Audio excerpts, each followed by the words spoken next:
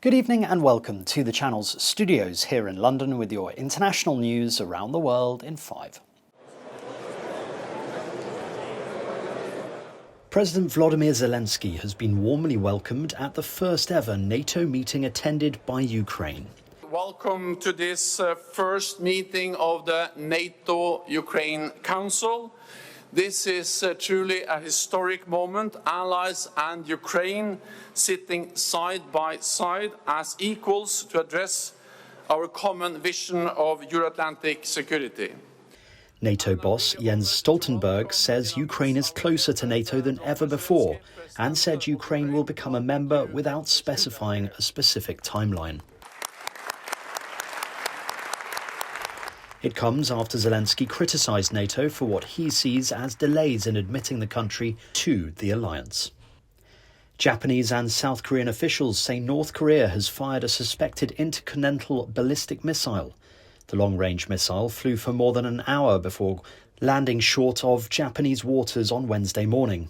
Pyongyang's launch comes after it threatened retaliation against what it said were recent US spy plane incursions over its territory. Earlier this week, it threatened to shoot down such planes. Washington has dismissed the accusations, saying its military patrols are in line with international law.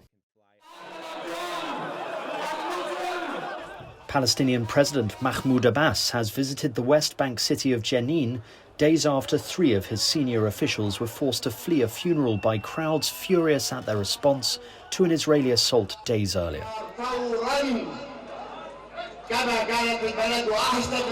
The 87-year-old, who has rebuffed pressure to step down, visited the cemetery where the funeral was held at the entrance of the Jenin refugee camp. Flanked by his special presidential guards, he addressed the crowds at the edge of the camp, which has witnessed the biggest Israeli operation in the occupied West Bank in 20 years. He told cheering crowds that the camp will be rebuilt. Banned protests have taken place in Kenya, with police firing tear gas at crowds gathered at grounds in the capital Nairobi, where opposition veteran Raila Odinga was expected to address his supporters.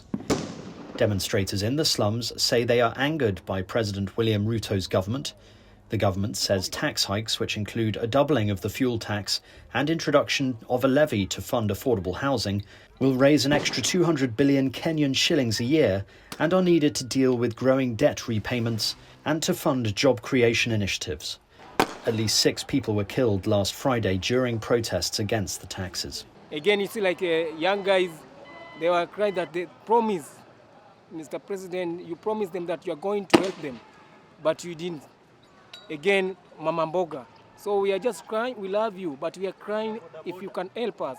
Despite the protests, Iran's President Ebrahim Raisi has received a red carpet welcome from Kenyan counterpart William Ruto as he began a 3-country tour of Africa that Tehran has touted as a new beginning in relations with the continent.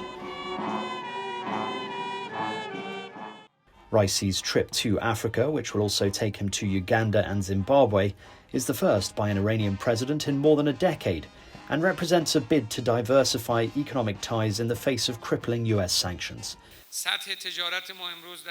At a press briefing after meeting William Ruto, Raisi said he wanted to boost commercial ties with African countries. Eyewitness video shows flash floods in the southern Russian town of Nebug after heavy rains and high winds hit the region. The footage shows cars being carried as floodwaters stream down the streets in the city. Hundreds of people have reportedly been evacuated as torrential rains caused flash flooding in the area, with rising water levels affecting towns and small villages. The flooding has caused some damage to properties, but there have been no immediate reports of injuries or fatalities. And among the solemn and serious talks of NATO, there have been a few jokes and smiles. Neither the UK nor Australian Prime Minister could resist adding to the competitive climate between the country's cricket fans during their bilateral meeting. Both came armed with gifts to exchange, but also took the opportunity to remind one another of the oldest and fiercest rivalry in the sport. And that's your international news around the world in 5. Now back to the channel's studios in Lagos.